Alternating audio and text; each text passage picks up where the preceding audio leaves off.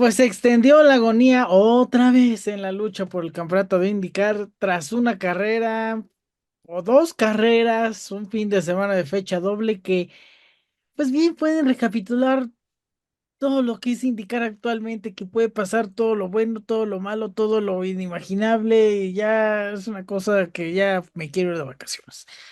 Amigos de IndyCar al día, ya estamos cerca, ya estamos en septiembre. Bienvenidos a este episodio. Analizamos la fecha doble de IndyCar en Milwaukee. Les saluda Eduardo Olmos. Fernando Alonso, ¿cómo está usted?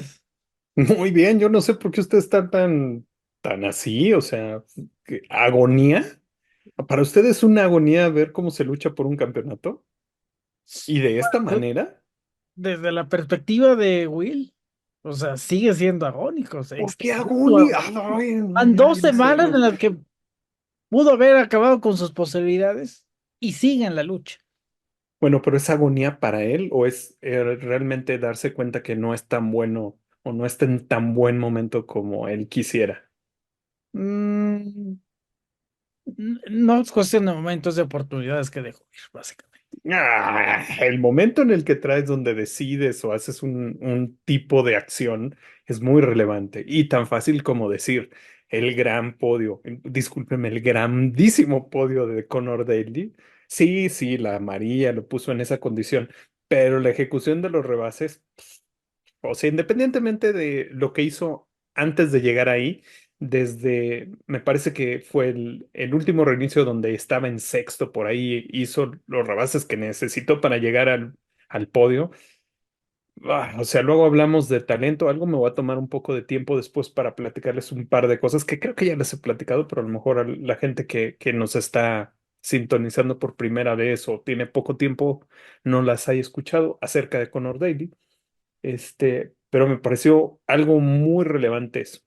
Sin empezar a tocar el tema acerca del drama de que si Pato Ward es o no es, que si lo ningunean, que si no sé cuál es, ya lo dije en redes sociales, es otro tema. Nos estamos centrando, o bueno, yo pienso que la discusión se está centrando en cosas que son más, tú dijiste, es que yo no quise decir eso y todo eso, pero bueno, muy buen fin de semana, la verdad yo no sé, la agonía no entra realmente en mi descripción del fin de semana. Bueno, un fin de semana muy indicar. Saludos a Jenna Fryer, saludos a Nathan Bryan. Yo sé que no nos están viendo, obviamente, pero se dieron un festín con todo lo que pasó. Lo que comentas, que es otro tema, y por ahí otras cuestiones que fueron bastante curiosas, dignas, con un tratamiento digno de la categoría indicar. Pero bueno, vayamos a lo que pasó durante el fin de semana. Y más o menos como Gateway, nadie esperaba que bien está el paquete oval, no los cortos de la categoría actualmente, a pesar del aeroscreen que no cambió de hecho para óvalos, a pesar del híbrido, a pesar de los compuestos de neumáticos, las carreras en Gateway y en Milwaukee han sido de lo mejor. A ver, pero primero que nada hay que contar algo. Hoy escuché algo que decía primero Conor Daly y después Ricardo Juncos. Este, Pues lo más importante es que todo el mundo nos había comentado en diferentes foros que la carrera en Milwaukee iba a ser mucho procesión, mucho lugar en el que ibas a clasificar, iba a ser muy difícil hacer rebases. Pero indicar cómo es esa terrible ente que se está uniendo a las filas de lo peor en la organización, según algunas personas, este, se le ocurrió la brillante idea de arriesgar y cambiar el compuesto de neumáticos. Entonces, los hicieron un poco más suaves, lo que permitió que las dos carreras del fin de semana fueran un espectáculo diferente al que a muchos habían planteado. Tanto así como explicaba Juncos, que esa prueba que se hizo en Milwaukee resultó ser realmente anecdótica porque no fue reflejo de nada de lo que ellos habían planeado para el fin de semana, ¿no? Agarró a muchos equipos en curva en cuanto a lo que tenían proyectado para el fin de semana contra lo que fue Incluso la gestión de neumáticos, ya lo hablaremos para la segunda carrera. Pero también abrió mucho las oportunidades, el proceso que se tomaba después de las banderas amarillas, que a veces lo tomamos como, ay, ¿qué tanto pueden ayudarte a limpiar la pista? ¿Cuánto quitará de suciedad cuando pasan estos camiones con los cepillos? Y pues sí fue importante porque esto permitió en algunos momentos que hubiera más rebases de lo esperado y creo que por ahí va el sentido en cómo la carrera avanzó, siendo más interesante. Así es. A esto, pues obviamente, pues no sería posible sin la iniciativa de los pilotos, ¿no? Y lo que también hemos visto en prácticamente el tiempo reciente en cuanto a óvalos. Luego Santino Ferrucci, que tuvo unas buenas batallas con Colton Herta. eh, el espectacular arranque de Conor Daly en la primera carrera avanzó más de 10 posiciones en las primeras vueltas, no necesariamente en la primera. Y sí, todo el mundo aprovechando lo que se podía en los inicios y reinicios, obviamente. También, obviamente, el tráfico influyó en varias batallas, sobre todo por el liderato en las dos carreras. Y bueno, al final, pues sí, números importantes para la categoría en cuanto al regreso de Milwaukee.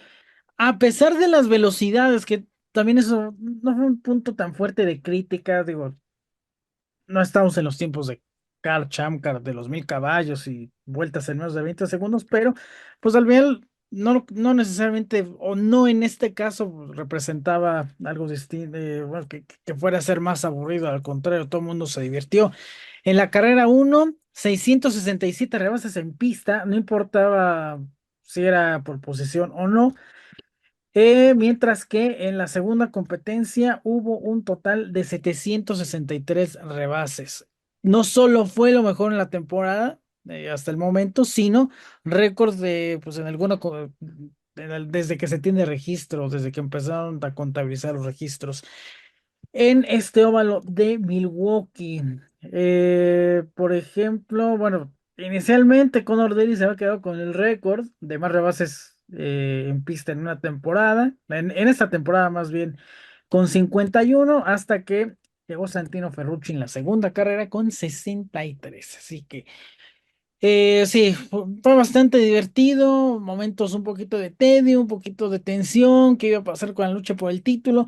Pero bueno, la carrera del sábado parecía que Will Power pues continuaba con con esos altibajos, porque sí arrancó adelante, pero llegó Kersen desde el top 10 y Palove estaba revuelto. Al final, pues una bandera amarilla, pues relativamente les beneficia, pero bueno, al final fue Pato Howard quien pues sacó la casta en la última parte de la carrera, también un poco beneficiado por los encadenamientos, y pues acabó dominando la primera competencia. El chiste de lo que pasó con Howard me parece que tiene que ver con el timing bueno, el momento en el que hizo las paradas, que las paradas fueron bien, y cuando salió, creo que incluso en una le tocó también la amarilla positiva a Pato, que a partir de ahí pudo afianzar más su posición. No quiero decir que simplemente ganó por la amarilla, sino que a partir de ahí pudo controlar un poco más el tráfico. El auto de Pato, según lo que él dijo, estaba bastante suelto, Ujú. pero con esa soltura que tenía era muy rápido. Entonces prefería él poder manejarlo. Si ustedes ven las onboards que ha publicado Indicar en su canal en YouTube, pueden ver realmente cómo Pato estaba jugando mucho con el volante. Esto también se vio en la manera en la que estaba trazando la pista. Él lo narra en una entrevista que dio en el podcast de Motor, en el podcast con Conor Daly, perdón, y habla acerca de cómo buscaba la mejor manera de transitar sobre la pista. Creo que es una de las cosas que podemos entender de todos los pilotos. Cuando uno ve las cámaras a bordo, aprende qué tipo de correcciones y qué tipo de manejo tiene cada uno. Si usted ve un Penske, va a entender por qué hay tanto coraje, ¿no? ¿Por qué tienen un coche tan dócil, tan rápido Y de todas maneras no pueden ejecutar al 100% como en este caso el día sábado lo hizo Patricio Ward. Porque si ven las cámaras de Patricio, Patricio está trabajando toda la vuelta, constantemente. Eh, Fue muy bueno también ver eh, el enfoque que tiene Patricio cuando está con un buen auto y está en la posición de luchar por la victoria.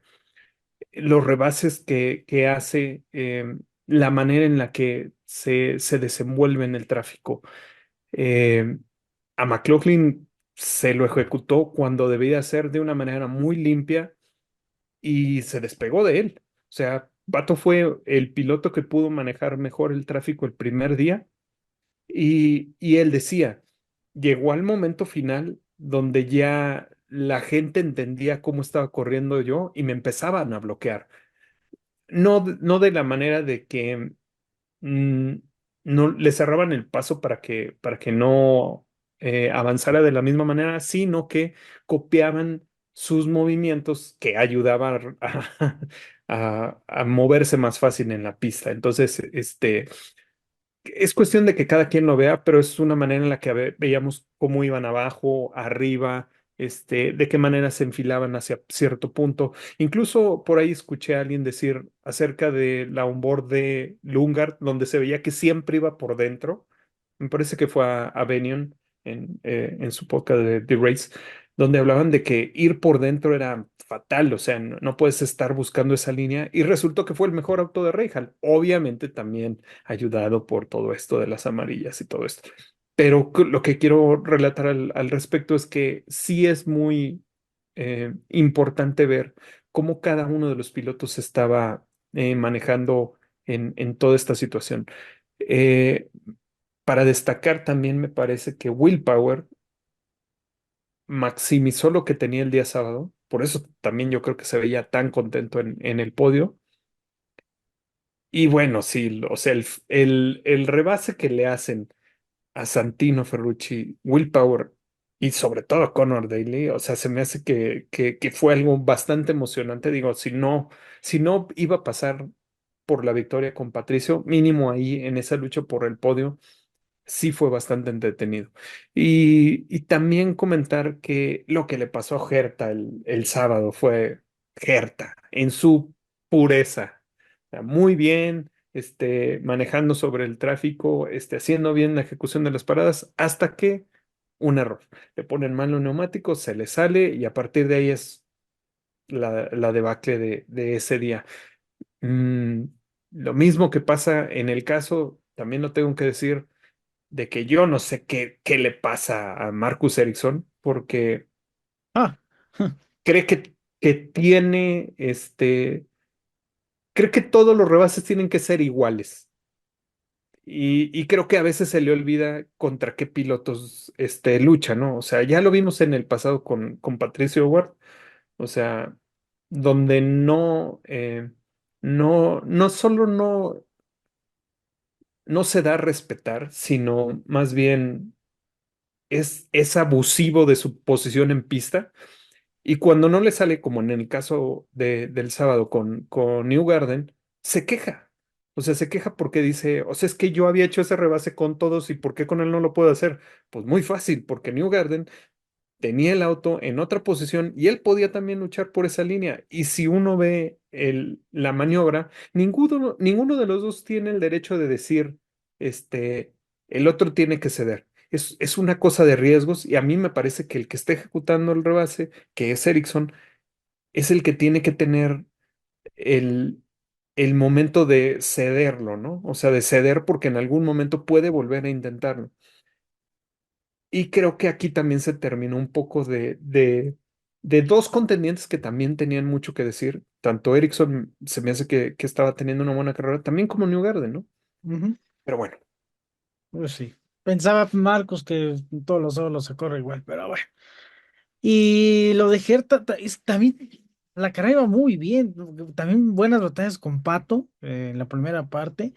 Y pues ahí estaba navegando, se estaba manteniendo y al final, pues la bandera, él provoca la bandera amarilla que beneficia a Will, que beneficia a Conor Daly, que beneficia, pues obviamente a Pato. Y bueno, ya al final de cuentas, Pato Ward se queda con la victoria. 21 años después de la victoria de Michael Jordan Jr. en esta pista. Igual, primera vez que logra 3 victorias en una temporada y bueno, un vaivén de emociones que ha tenido durante esta campaña. Pues vamos a escuchar lo que declararon tanto Pato como Will Power, menos lo de México, que eso ya se hizo viral, y lo de Conor Daly después de la carrera. Un excelente día para nosotros el día de hoy. Obvio, pues llegamos a este fin de semana con un poco pues de qué habrá, ¿no? Nunca me ha tocado correr aquí. Primer carrera junto al equipo aquí, entonces era un poco como ir aprendiendo dónde puedo poner el auto y tan pronto le encontré, empezamos pues a remontar, empezamos a tener muy buenas vueltas y pues sí, el equipo hizo un súper trabajo en los pits, una buena estrategia. El auto estaba en una zona donde yo lo podía llevar al límite y sacarle el provecho. Entonces, contento con el día de hoy, pero pues mañana todavía nos podemos mejorar y a ver si nos podemos aventar otra ganada. Estuviera excelente. Man, it changed so much over a run and then from run to run. So it's very difficult to know what to do. I can't tell you how much I had moved my tools around all night and front wing and very difficult to know what you need here. I think it just the tire dag is so big that you start with one bit of balance and you finish completely the complete other side of that. So but I think everyone will be better tomorrow. Just know with strategy, they know how the tires go off, they know how to pass, they know what lanes work. So it'll be a harder race for sure. But it was good. It was cool racing, with Pato at the end there trying to catch him.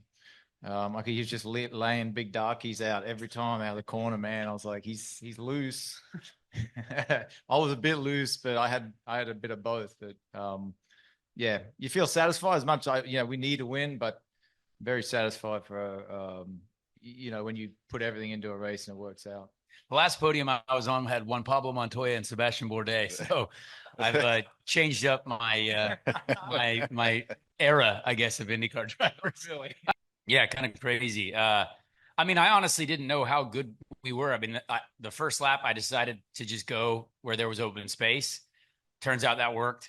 And then, yeah, we just kept going, and it was just kind of slowly working our way forward. And our pit box might be the worst thing in the world. So I am just thankful that like we didn't hit anyone and the guys got the work done and we got out of the pits.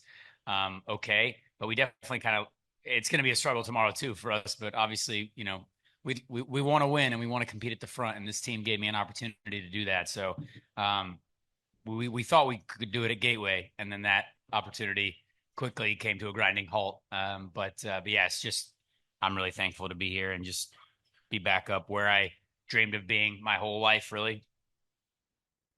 Y así llegamos al domingo en el que pues esperaban muchos que porque se corría más temprano que el sábado iba a ser un poco más difícil hacer rebases, pero bueno, ya les dijimos la estadística fue todo lo contrario, además de que hubo mucho caos en la primera parte de la carrera, comenzando con un problema en el auto de Alex Palou, que hasta el momento, bueno, al final del día estaba esta confusión de que si tenía que ver con el sistema híbrido, si no tenía que ver con el sistema híbrido. Bueno, si están hablando de esta batería de 12 voltios que propulsa el sistema ERS, pues indirectamente es un problema de este componente eléctrico, ¿no? Yo creo que el hecho de no querer decir que es el componente híbrido es porque tiene mucha publicidad el hecho de decir si hay un abandono por este componente, ¿no? Y que si pierde el campeonato Alex Palou es definitivamente porque se implementó este dispositivo ya empezada la temporada. Pero también entendamos que un componente, aunque se comunique con un sistema, no quiere decir que toda su función dependa del componente en sí.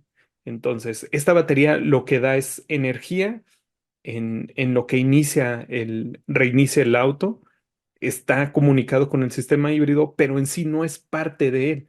Porque si hubiera sido un componente directo del sistema híbrido no puede retomar la carrera Ujú. porque no pueden desarmarlo, ajustarlo y volver a salir a pista. Bueno, Entonces, sí. depende del caso, recordar las calificaciones de los autos de Cohen en Gateway y en Iowa. Mm, sí, sí, Ujú. sí, pero bueno, a ver, pero ya nos vamos a poner técnicos, señor. Bueno, Sí, el quisquillosos. caso, Hay de el caso casos a del, casos.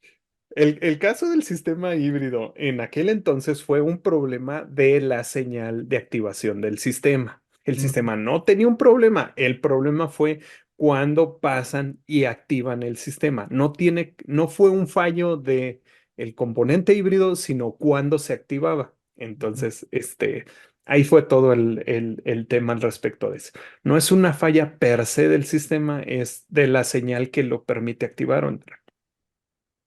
Tema puntual.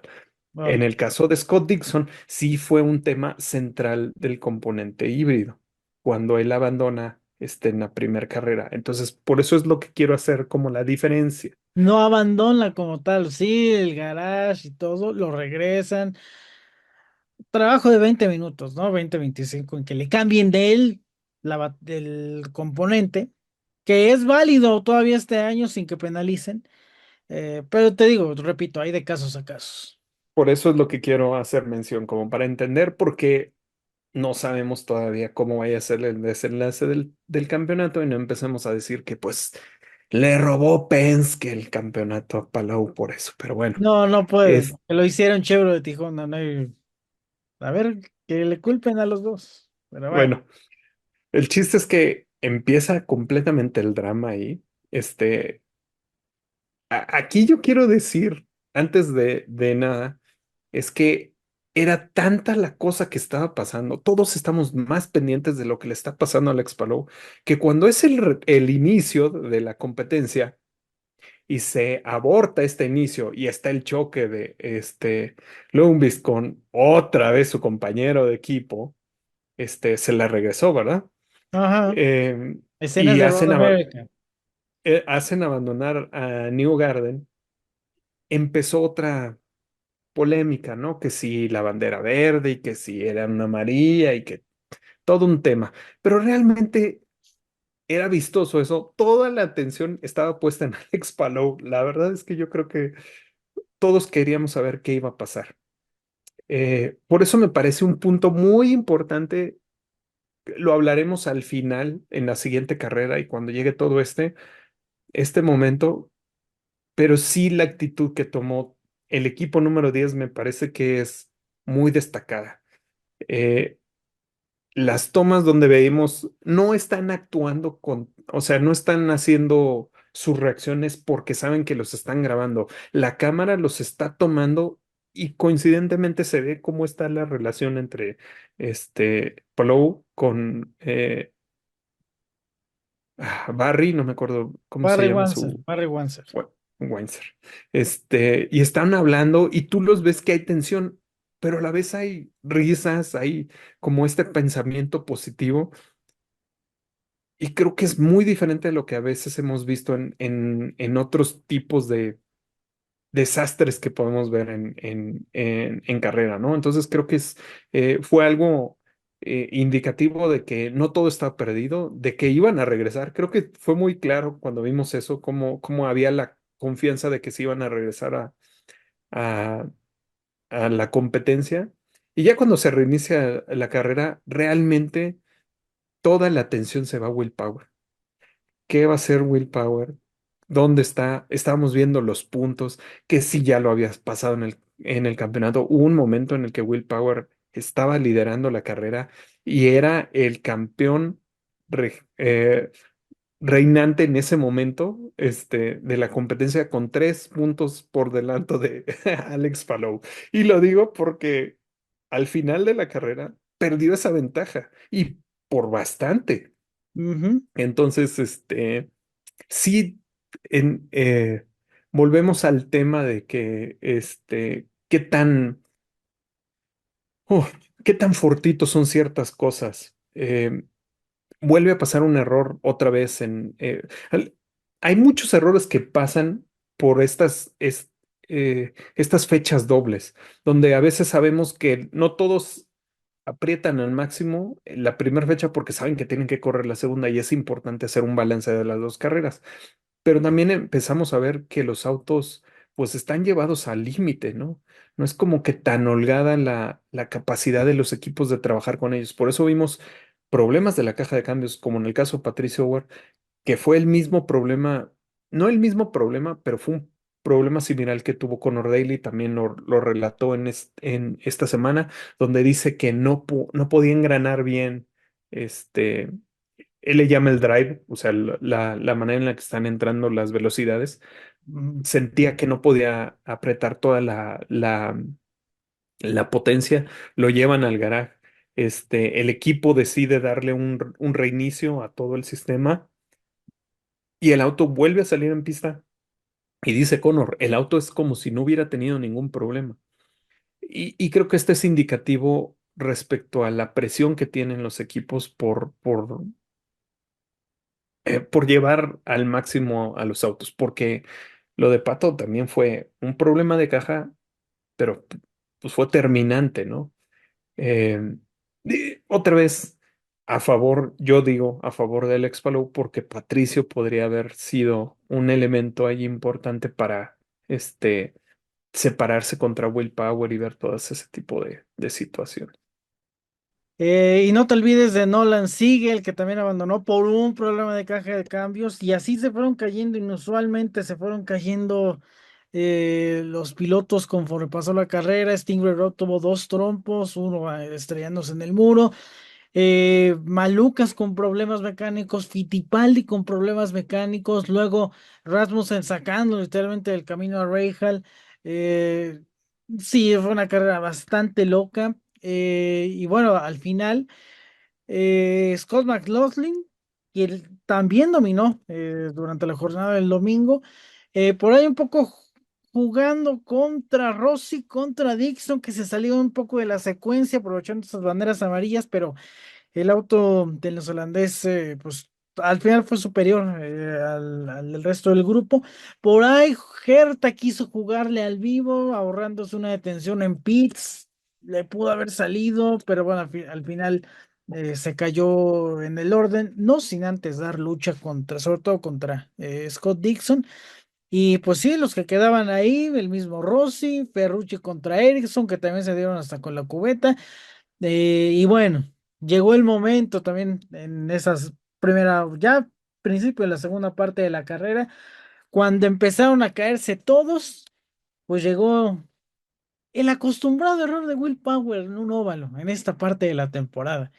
Usted está muy joven, Alonso, pero ya aquí lo relatamos bueno, no aquí, pero sí en Twitter, como cuando se le fue el campeonato de 2010 en Homestead, en 2011 en Kentucky, en 2012 en Fontana, más todo lo que pasaba en las fechas anteriores. Fue una cosa tremenda lo de Will Power. Y pues fue un error bastante, bastante entendible el trompo que hizo. Que de milagro no acabó en el muro. Es como la manera en la que lo relata en la entrevista después de la carrera este es uno de esos errores con los que se pierden campeonatos. Pero lo dice en un tema de que sabe que puede pasar, más cree que no está definido, ¿no? Ujú. Eh, tan así es que no fue al muro y en realidad no destruyó completamente sus opciones, ¿no? Porque si en verdad hubiera abandonado, ahí sí lo hubiéramos visto bajarse mucho en las posiciones y, y Alex Palou aunque no hubiera cerrado tanto la distancia, hubiera mantenido más bien el mismo margen que tenía. Esa es una cosa. La segunda, el error, eh, no sé, no sé qué tanto se lo podemos decir que fue a lo mejor una falta de concentración o llevar tanto al límite el auto, o también esas ganas de manejar el resultado, porque iba sexto. Y creo que usted lo relató en redes sociales. Ya había perdido posiciones en el reinicio anterior. Entonces creo que ya la presión estaba empezando a jugar un poco al respecto ahí, si era el momento o no era el momento de buscar la victoria, de mantenerse al frente. Eh, Creo que por ahí hay que ver también un poco cómo estaba en ese nivel Will, ¿no? Mm, Porque sí me parece que es un buen resultado al final el que logró. Sí, si lo sacamos en la balanza, este, todavía tiene buenas posibilidades de llevarse el campeonato. Está en sus manos, pero sí, de que perdió una oportunidad de oro, claro que la perdió. Y sobre todo, cuando vimos la fortaleza que tuvo para estar en las posiciones adelante en el pelotón, ¿no? Ujú. Controlar el tráfico de cierta manera. Lo decía Scott McLaughlin, trabajó mucho de la noche al siguiente día para ver las onboards de otros pilotos. Él dijo que había visto lo de Pat Howard, lo de Connor Daly, para entender cómo funcionaba. Entonces yo creo que a ese nivel de preparación probablemente McLaughlin está ejerciendo esa presión que yo creo no estaban esperando sus compañeros de equipo. Así es, a tal grado de que pues está a tiro de convertirse en campeón oval de la categoría, el campeón extraoficial en óvalos. O sea, imagínate, así de loca ha sido la temporada, así de inconsistente ha sido casi todos los pilotos. Y que por cierto, si no contamos la descalificación que tanto Newgarden como McLaughlin sufrieron, pues técnicamente estos fueron los primeros abandonos de Newgarden en la temporada. Y ya tenía bastante tiempo que todos los pilotos que corrieron toda la campaña sufrieron al menos un abandono. No creo cuándo fue la última vez que pasó eso, pero digo, ya tenía tiempo de que no pasaba. Entonces también muestra bastante interesante de cómo está el nivel, ¿no? Y también cómo está un poco la presión en cuanto a los pilotos. Y rápido, antes de ir a ver lo que comentaban la gente del podio, espero que hayas visto Iowa 2015, donde la resiliencia de Ganassi, más un poquito de colmillo, porque el hombre se abandonó también por problemas mecánicos, y ahí fue un puntito más para Alex Palou en su casa por el campeonato. Eso le ayudó a Scott Dixon cuando le ganó a Montoya en el desempate en 2015. Así que, pues vamos a escuchar a McLaughlin, a Dixon y a Colton Herta tras la carrera número 2. It was awesome. I mean, the car was a lot better today than it was yesterday, and I was able to do what I wanted in traffic in some ways, kind of what Pato was able to do yesterday. And that's big props to Benny and the crew. The Gallagher Chevy was just unreal. But yeah, once I got confidence with the car, the first stint was quite tough for me, but once I got the confidence in the car and where I wanted to run the car, I thought the track was really cool. You know, even the way that, racing Herder there, he's a little bit older tires than I was and whatnot. And you could sort of enter at the same point and he would go low and I'd go high and you sort of end up in the same spot. And that's why you could have really good side by side racing, I thought. I mean, it's always fun when you're leading, but yeah, it was a fun, I thought it was a really fun race. It was a lot funner for me than yesterday. Good Lord. So, yeah, really proud of everyone. Nicely done. Proud of the turnaround because we were really bad yesterday on my side. Yeah, it was. I think on many fronts, I hope, the fans enjoyed it. It was pretty wild. I think there was never a lap that, you were kind of relaxing. It was just flat out the whole time. And especially the strategy shift, I think at the end with Colton, obviously we got a bit of a reset with that last caution, but what a wild day, with, Alex's issue, then Power, having his issue. It was, definitely made for TV. So, yeah, for us, it was a bit up and down throughout. We made, I think we changed everything but the kitchen sink last night after yesterday's car, and it was definitely very positive. So it was nice to have a good car today, and obviously moved up when we needed to, and had a good restart on that last one there. So congrats to McLaughlin, and I know it's not the first time of a Kiwi one too, but it's always a lot of fun to have another New Zealander up there. Yeah, it was a lot of fun. I think it was tough to get the balance right, and I think that's why you saw so many passes. Is when you had that turbulent air, it really upset the cars, and so it was tough to choose the right line through the corners and not get hurt by that. So it was a lot of fun to race in for both the races. Bueno, repasando los resultados, en la primera carrera, Patricio Howard fue el vencedor, seguido de Will Power, Conor Daly en tercero, el primer podio de Juncos Holding Racing. Ahorita haré un comentario al respecto.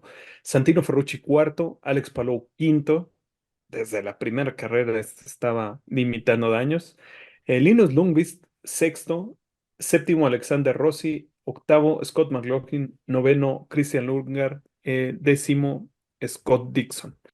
En el caso de la segunda carrera, como usted bien mencionaba, Scott McLaughlin, primer lugar, seguido de Scott Dixon, y tercero, Colton Herta. Cuarto, nuevamente, Santino Ferrucci.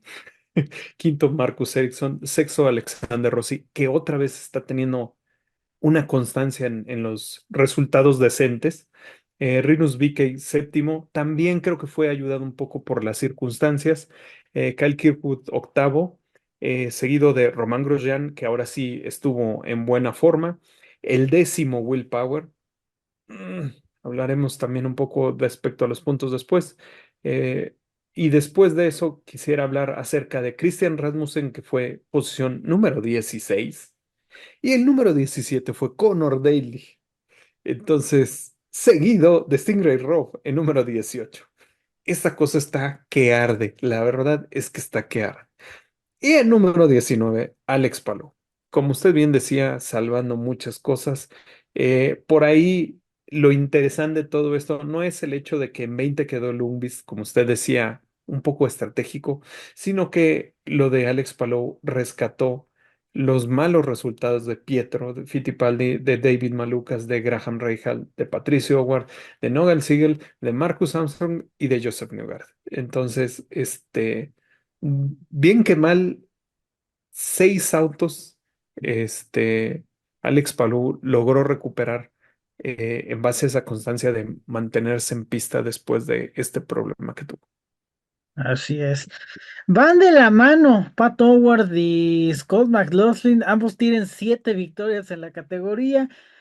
Las mismas que gente como Lloyd Ruby, como Dan Gurney, como Ryan Dake, como Ryan Briscoe y como Justin Wilson, por decir algunos. Solamente están dentro ya de los 70 pilotos más ganadores en la historia de IndyCar. También llegamos a 300, por cierto, y obviamente no vamos a llegar. Extraoficialmente son 298 ganadores que ha tenido la historia de las carreras de autos Indy. De mencionar también Santino Ferrucci, el par de cuartos lugares, su mejor resultado de la campaña. Y pues básicamente, si nos basamos en top 10, es la mejor temporada de AJ Foyt Racing en este sentido para el auto 14. Pues igualando un récord que tenía Robbie Gordon desde los años 90, desde hace muchísimo tiempo que el auto número 14 no tenía tantos top 10 en una misma temporada, así que también es de destacar eso. Ya decías lo de Conor Daly, ayudado en parte por la bandera amarilla, que logra el podio en la carrera del sábado. Y también entre otros destacados, 1, 2, 3, 4, 5, quinto top 10 en las últimas 7 carreras para Rinus VeeKay, que no le va a alcanzar para acabar en el top 10 general, pero pues está bastante constante en el campeonato, así que no ha sido un cierre tan malo para el piloto holandés. Linus Lundqvist, novato del año, matemáticamente Kevin Simpson no lo puede alcanzar, y Chevrolet, campeón de marcas nuevamente. Voy a aprovechar para hacer un comentario de lo que les quería decir.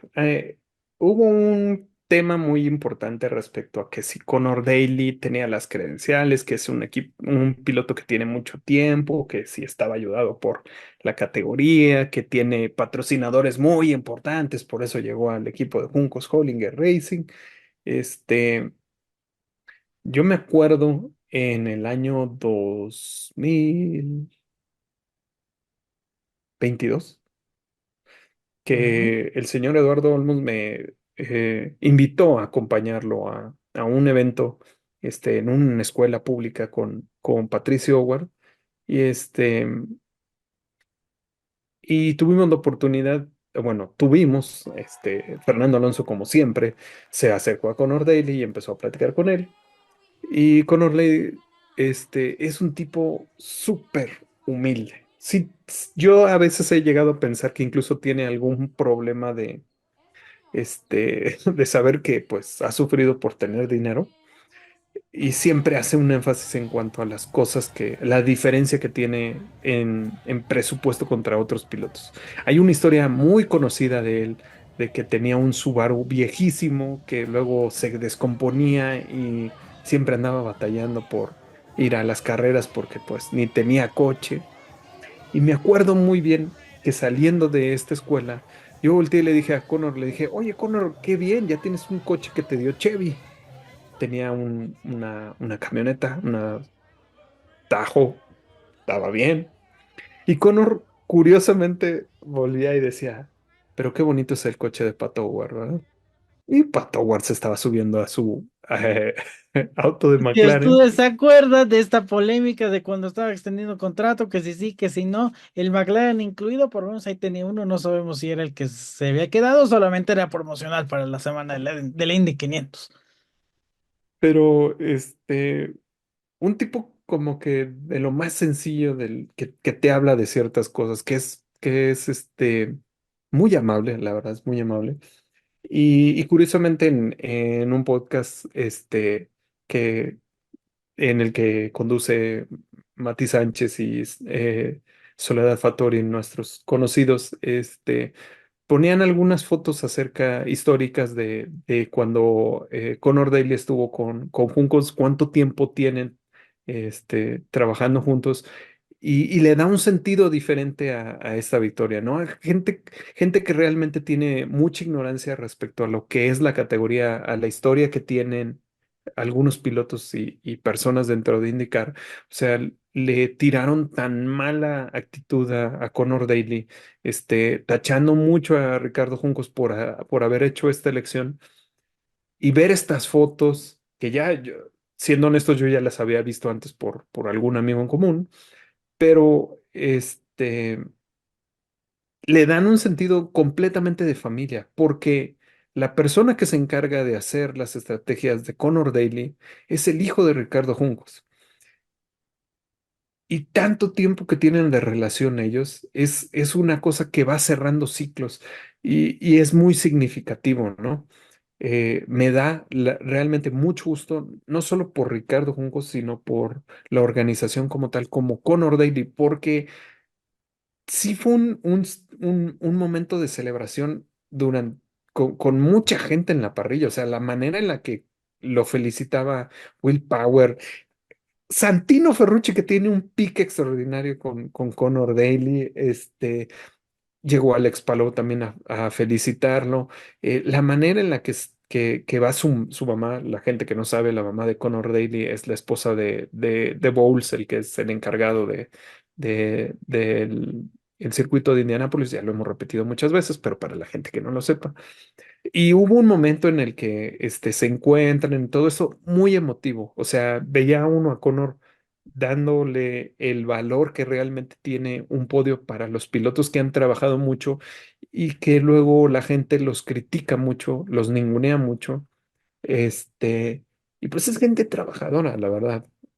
Creemos que todos los pilotos tienen una vida de lujos y realmente hay pilotos que están un poco más cercanos a lo que podemos llamar la realidad, ¿no? Y que pues sí, aprovechan cada que pueden para, para estar en este círculo con los pilotos ganadores, con los que tienen ventaja por el destino, por la vida, y pues tienen amistades, ¿no? O sea, si viaja en un avión privado es porque es amigo de Alexander Rossi, y el señor Alexander Rossi pues ha sido más beneficiado por la vida, no porque él tenga los recursos para esto. Entonces, a veces sí hay que poner un poco de perspectiva respecto a lo que conocemos de cierto piloto o no. Y también o sea, es muy fácil, como hacer conexiones con los pilotos. Otra anécdota rápida. Yo fui en Texas el año pasado como público a ver la carrera. Iba con mi esposa en un súper muy conocido en Texas. Me encontré con Orley y con su esposa. nos acercamos, platicamos con él. Él muy amablemente atendía a toda la gente. Está fuera del circuito, está en su tiempo libre y aún así tiene la oportunidad de tomarse fotos, de hacerlo y ser amable con la gente. Solo lo cuento porque luego la gente se engancha mucho con pilotos sin realmente conocerlos, ¿no? Así es. Ahora te voy a poner en un lugar incómodo. Obviamente, aquí siempre leemos sus comentarios, los estamos checando. Y está la cuestión de que si este cambio de piloto de Canapino a Dale era justificado, de que si era esto, lo otro. ¿Crees que Agustín Canapino hubiera logrado un resultado así? Yo no creo por un solo factor, la presión, porque obviamente estaba presionado en ese momento con los resultados. No sé qué piensas tú. No. Conor Daly tiene una mezcla de experiencia y arrojo que no la puede tener un piloto que viene enrachado en un contrato. Conor Daly siente que tiene que entregar un resultado lo más pronto posible en un ambiente de alta presión. Y esto no es más que a favor de sus habilidades. Entonces creo que Conor está muy enfocado en que tiene que entregar un resultado y ese resultado es sumar puntos de la manera que sea posible. Si en esta ocasión era rebasando, poniéndose en situaciones como muy destacadas, él lo iba a hacer. Pero pasó el día domingo cuando el auto no estuvo en su mejor momento, donde tuvo vueltas perdidas, pero también cuando regresó a pista se enfocó en lo que tenía que hacer. No pierde la cabeza con Daly, o sea, pasaban los líderes y en lugar de luchar con ellos, sabía que no era su papel, o sea, los dejaba pasar, tenía que sumar puntos de otra situación. Entonces, yo creo que es una situación completamente diferente. No por esto de mérito lo que hubiera hecho Agustín Canapino, simplemente pienso que el nivel de mentalidad con el que Conor Daly está afrontando estas carreras tiene ventaja con el que Agustín no hubiera tomado. Porque a final de cuentas Agustín era muy rápido, sobre todo en ese tipo de pistas, y lo vimos desde el año pasado. Nada más que pasaba alguna u otra cosa y ya en últimas pudo haber sido un error. O bueno, fue error, por ejemplo, lo de Iowa el año pasado, lo de Indy 500 este año, situaciones en las que hay que estar en el 200%. Yo creo que, insisto, con la cuestión de la presión, eh, hubiera pasado, el resultado hubiera sido distinto. Que por cierto, aquí ponemos lo que, pues, la batalla del Leader Circle primero. Recordar el auto 8 que no está aquí, pues obviamente no es elegible para entrar a ese premio porque pues estará limitado, está limitado esto a 3 autos por equipo. Entonces, el auto de Juncos Collinger está en el lugar 19 con 189 puntos. El auto 66 de Malucas con 187 en el lugar 20. No le hizo ningún favor ese abandono en la carrera dominical a Malucas. Posición 21 para el auto 30 de Ray Hallerman Lanigan, que también ha tenido una temporada pero desastrosa en la segunda mitad de temporada. Y en el lugar 22 en este momento, el auto número 41 de AJ Foyt Racing, el que conduce Stingray Rob. Solamente aventaja por uno al número 20 de Ed Carpenter, que bueno, pues ay, entre azul y buenas noches pasó Christian Rasmussen en la fecha doble. Tiene ventaja de 15 sobre el auto 51 de Delcoin y ya más puntos, ya está fuera de la batalla el auto 18, a pesar de que los dos autos de Coin lograron el domingo su primer top 15 de la temporada. Así que bueno, los dos autos por primera vez en el top 15 de la campaña, sobre ya había logrado un par de top 15 con anterioridad. Estado del campeonato de pilotos con una fecha restante en este torneo. Alex Palou llegará a Nashville con una ventaja sólida de 33 puntos. ¿Cómo que 33, Fernando Alonso? ¿Cómo que 33? La diferencia entre Will Power en el campeonato. Son los únicos dos que pueden ganar el campeonato. Scott McLaughlin tiene déficit de No, no, 50. no, no, no, no, no, no, no, no, no. Aguanta, es que esa nota ya la subimos al sitio. Son escenarios muy particulares, no sé de qué quiere hablar. No, o sea, si primero me regaña y me dice que no sé qué, que puntualmente es posible, no sé qué. Por eso el- lo que puso Scott McLaughlin es tan chistoso en redes sociales, porque hay posibilidad, me estás diciendo que hay posibilidad, claro que hay posibilidad, que sea muy lejana y muy complicado es otra cosa, pero de que hay posibilidad, hay posibilidad. Vamos a ver, yo no creo, porque básicamente Alex Palou, arrancando la carrera, algo que estuvo a punto de no hacer el domingo, elimina a McLaughlin de la batalla por el campeonato. A su vez, McLaughlin supera por 7 a Colton Herta, y ya también es muy difícil que Scott Dixon los alcance. Digo, Dixon está a 19 puntos de Herta, y luego también está difícil que Pato O'Ward alcance a Scott Dixon. Lo más que aspira Pato es acabar quinto del campeonato de este año. Esta serie, esta mala rachita de abandonos en Milwaukee 2, Toronto y Gateway no le hicieron ningún favor a Pato, más lo de Portland, así que, pero bueno, así se refleja lo que le ha pasado en esta temporada. Kirkwood, Newgarden, Rossi, Ferrucci completen los 10 primeros. Ahí ya no está tan buena la batalla porque Ferrucci supera por 38 a Lundgaard y a Rosen. Básicamente el top 10 del campeonato 2024 está definido. Ya nadie va a salir de ahí. Pero bueno, está también a ver cómo les va a todos los escandinavos porque están juntitos. Lundgaard en 11, Rosenqvist en 12, Ericsson en 13, PK no es europeo de todos modos, 14 y luego ya los demás. Así que, pues bueno, será interesante ver cómo acaba este campeonato 2024 dentro de poco más de una semana.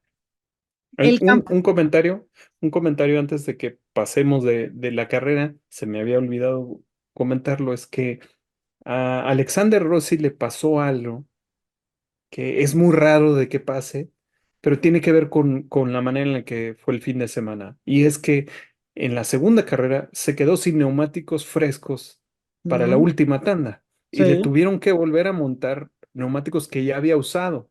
Entonces, como quien dice, mandaron a descansar a los neumáticos y luego los volvieron a poner en la última tanda.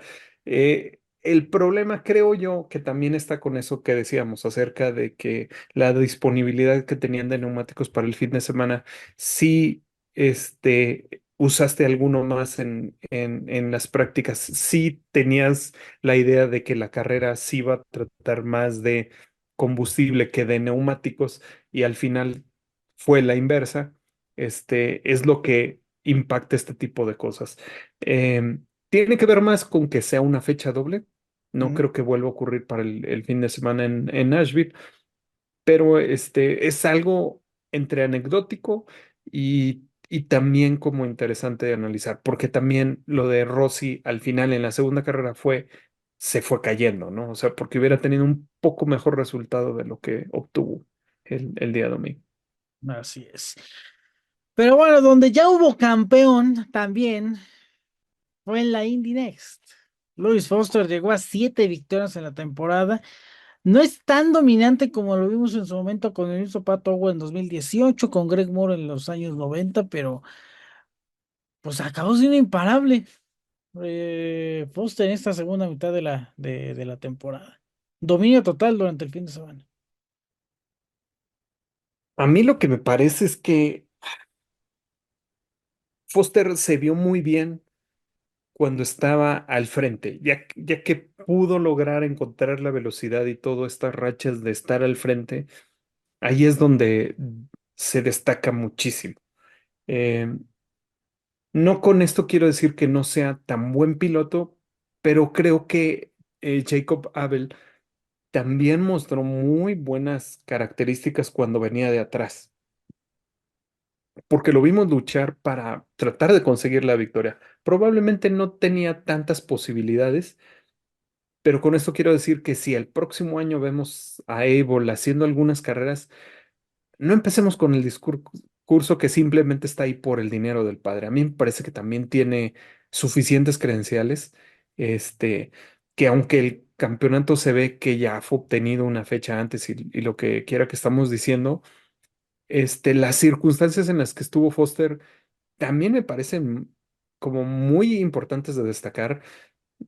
Eh, el señor Eduardo Olmos decía que HMD tenía muchos autos, que habría que ver qué tal le iba a Andretti, y Andretti resultó ser una cosa imparable este año, realmente. Entonces, no era lo que estaba en el papel presupuestado al inicio de año. Veíamos a Foster como que tenía capacidad de hacerlo, pero iba a haber por ahí una mezcla más de circunstancias y cosas que iba a pasar. Y al final creo que la fortaleza de Andretti se ha visto sobre todo en los pilotos que han dado muy buena forma. También ayudados por la circunstancia. En el caso de Salvador de Alba, que nuevamente tuvo muy buena carrera, porque otra vez vuelve a estar en óvalos y tiene mucha experiencia en óvalos y lo supo aprovechar de la manera adecuada, pero también es un piloto que está en un auto que es, pues digamos, de la asociación que tiene Andretti. Entonces, de nuevo nos vuelve a preguntar, bueno, ¿qué está pasando en Andretti esta temporada? Y también nos hace pensar en lo que va a pasar la siguiente temporada, porque pues la noticia del día de hoy fue que Chip Ganassi Racing regresa a Indy Next. Entonces, ¿qué irá a pasar? HMD seguirá de la misma manera, irá a cortarse. ¿Qué irá a pasar con los pilotos? Y también nos hace pensar en qué irá a pasar con Foster, digo, porque ¿dónde lo va a meter Andretti? Ujú, totalmente. Sobre todo por esta cuestión de que ahora entran en un mundo con charter, se van a anunciar por lo menos los detalles generales pronto. Y pues sí, hay muchas cosas que se van a tener que definir. También se había rumorado durante el verano que se iban a limitar las entradas por equipo dentro de la categoría Indy Next. Que por un lado, obviamente se entiende la frustración de algunos, en especial porque el Indy Next en cuanto a coches está en su mejor momento, ¿no? Sin embargo, cantidad no necesariamente quiere decir que habrá calidad. Entonces, recordar que HMD ha tenido 7, 8, hasta 9 autos en las últimas 2, 3 temporadas. Los 2 últimos años les ayudó a dominar la categoría, pero este año, pues ya vimos cómo Andretti, pues recuperó la hegemonía que había perdido durante varias temporadas. En ese sentido, Foster logró una beca o bueno, un premio de $850,000. Eso se aplicarán a un test al test de evaluación en óvalos en Texas, o en un óvalo similar para principios del próximo año, así como para participar en el Indy 500 en 2025 junto con otra carrera de IndyCar para el año entrante. Ese es el premio que logra Foster, más algunos beneficios de Dallara, más algunos beneficios de Firestone. Eso es lo que lo hace acreedor a este título de Indy Next. Y así es lo de Salvador de Alba. Segundo podio del año, se mete al top 5 general, a falta de una carrera, sigue luchando con Chadwick, con Callum Edge, en una carrera que se acortó de 100 a 90 vueltas, pero igual ahí tuvo sus cosillas en general, ¿no?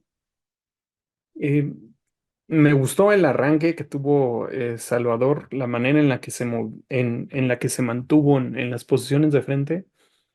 Al final, perdón, pero sí se notó como que a lo mejor perdió un poco la secuencia ahí porque ya que llegó Abel al tráfico y lo pasó, sí se vio un poco raro ahí. Yo la verdad creí que lo iba a mantener a raya, pero no, Abel supo manejarlo bien, por eso hablaba un poco al respecto de que a veces lo minimizamos la temporada que tuvo por la de Foster, pero sí creo que es un buen cierre de Salvador.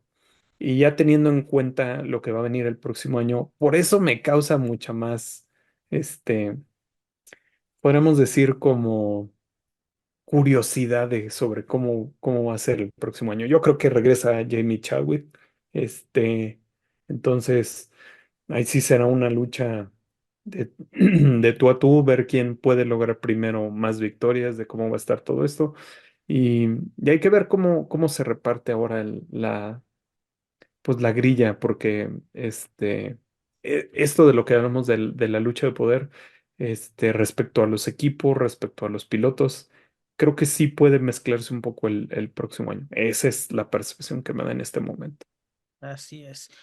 Eh, Foster se une a Jay Howard, a Mark Taylor, a Alex Lloyd y si quieren considerar a Ed Jones por la doble nacionalidad, como los británicos que lograron el título en la antesala de la IndyCar.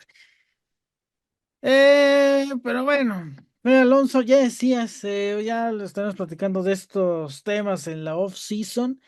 A falta de confirmación oficial o formal o como ustedes le quieran llamar, básicamente Chip Ganassi va a ser un equipo de 3 autos por la cuestión de los charters. Financieramente es insostenible tener más de 4 autos ya con este sistema. Y dos, se va a asociar, tendrá a Meyer Shank como aliado técnico para 2025. Digo, hay un poco la reorganización, ¿no? Porque Ganassi no tiene equipo oficial en resistencia, se termina el vínculo con Cadillac a fin de año. Y pues con esto reduces 2 autos, casi la mitad de tu flota de IndyCar. Entonces, entre que reorganizan y ven a dónde más pueden ir en otras series, pues están tomando estas decisiones, ¿no? Lo que me pareció interesante de la entrevista de Cale con Marshall Pruett en Racer es que dice que tienen los teléfonos abiertos. O sea, ¿qué piloto quiere correr con nosotros? Háblenos, eches una llamadita. Nos está, realmente me suena un poco a promoción antes de tiempo, que está muy bien, pero sí es la confirmación como digamos de un director menor del equipo de que se van a ir a 3 autos, pero también es como la manera de entender que sí tienen que reestructurar todo eso y le viene en buen momento a la categoría, porque creo que si se van un par o unos 5 integrantes del equipo de Chip Ganassi a otro lugar, está bien, viene el anuncio de Prema, viene la expansión que sigue teniendo Juncos, viene la expansión que pueda tener el caso de Delcoin. Entonces, de que van a encontrar un lugar el talento, yo creo que sí, o muchos que están en IMSA van a buscar cómo emigrar a otro equipo. Este, pero sí es un indicador de los tiempos. Sobre todo, veamos realmente cómo se anuncia la alineación de Ganassi pues en los meses siguientes, porque este, ay, va a dar muchísimo de qué hablar. Sí, no puedes dejar a Keith Simpson fuera si es el que ha traído los dineros para inscribir a no sé cuántos autos. Pero bueno, eso será otro tema para abordarse después. Y pues hasta aquí llegamos. Creo que no ha habido nada en particular, ¿no? Bueno, salvo tu No, tema bueno, o sea, algunas cosas que hay favorito. que. No, no, no, creo que sí hay que platicar un par de cosas al respecto. Duele muchísimo, seamos honestos, duele muchísimo que NASCAR le haya comido el mandado a IndyCar en la fecha en México. Eso, seamos honestos, es cierto. También seamos honestos, lo platicamos entre nosotros. A lo mejor va a haber gente que va a empezar a saltar, pero si las redes sociales hubieran existido cuando estaba Adrián Fernández, habríamos tenido una manera de saber qué tan popular es un piloto y qué tan popular es otro piloto. Pero Alto ahí. estamos Ese es comparando. otro tema que tenemos guardado, muy guardado. Para ahora sí, lo prometo, Pinky Promise, nuestro próximo episodio, nuestro próximo especial con un invitado. Y vamos a abordar esto, porque sí, se tergiversó la situación, ¿no? Porque o muchos hablaron con la pinta de que quisieron, del discurso de Mark Miles, solo tomaron una parte de que Pato Howard no es tan popular. La situación es que lo comparó con Adrián Fernández, que ese es otro tema, Sí, que estás hablando palabras mayores. no, no, no, y lo que pasa es que también quiero, o sea, poner un poco en contexto esto, porque tampoco podemos ningunear a Adrián Fernández, o sea, seamos realistas, o sea, la victoria que tuvo Pato Howard lo pone cerca de igualar a Adrián Fernández. Ah, no, O le sea, faltan no, 4, así que. sí, pero a lo que voy es que no es como que me vengas a decir que pues es que ya lo pasó por mucho y que es que ha hecho muchas más cosas. Hasta este momento, con toda la capacidad, con todo el talento, con todas las temporadas que tiene Pato Ward, sí se puede, sí es válida la comparación con Adrián Fernández. Ese es un tema del que quería ser bien claro. Segundo, se lo tomaron muy personal algunas personas, o sea, algunos pilotos, gente y todo. Y digo, entiendo como esa lucha contra Penske, pero entendamos que hay más actores por los que no se dio todo este tema de la carrera en México y todo. O sea, sí, es claro que Penske es el principal causante de todo esto, pero pues yo no he visto muchas marcas mexicanas apoyando a Pato. O sea, Porque es un problema de todos y ahí hay cosas que no puedo decir. sí, no, no, no, no, no, no. O Eso. sea, no vamos a entrar a detalle y a contar muchas cosas que hemos escuchado, pero yo sí quiero dejar un poco como abierto el tema de que nos estamos desgarrando los vestiduras y diciendo que es que ¿a poco Pato no es tan famoso? Seamos honestos, hay una gran cantidad de gente que apoya a Pato que nomás lo quiere ver en Fórmula Uno y eso a mí personalmente me molesta mucho. Mm.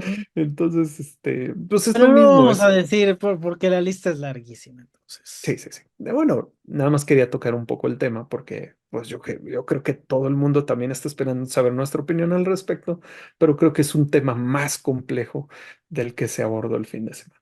Me sorprendió un poco que Mark Miles en esta famosa entrevista con Nathan Brown de IndyStar mencionara a Ricardo Scotto padre, que es el dueño de Grupo Rentable, los anuncios espectaculares que pueden ver, sobre todo en la Ciudad de México, y que se ha convertido en, pues, uno de los de las claves para tener una carrera en México tan pronto como en 2026. También me enteré en eso durante la presentación de NASCAR, que ese es el chiste, que obviamente es un plan que incluye a Ricardo Scotto hijo, que corre en Indy Next, que va a estar en Indy Next el próximo año, o ese es el plan, y que también suba eventualmente al IndyCar en el futuro cercano, en el corto plazo. Pero ahí ya estamos entrando en guerra de poderes, pero bueno. Como ya decías, sí me sorprendió, a diferencia de la otra vez con la familia Abed, que haya mencionado tan anticipadamente su nombre. Pero bueno, a ver, como les he dicho una y otra y un sinfín de veces hasta no ver, no creer, o sea, del dicho al hecho, de la intención al hecho, no hay, o sea, todo puede pasar. Incluso lo malo, como lo hemos visto acá, en Boston, en Brasil, etcétera, etcétera, incluso en Argentina. Entonces, no importa si es por la renuncia de Penske, no importa si es por promesas que no se puedan cumplir por parte de X o Y promotor, pero solamente es muy temprano y el furor está bastante interesante, tanto como el furor de querer ver a Pato Howard de NASCAR, ahora que venga al autódromo.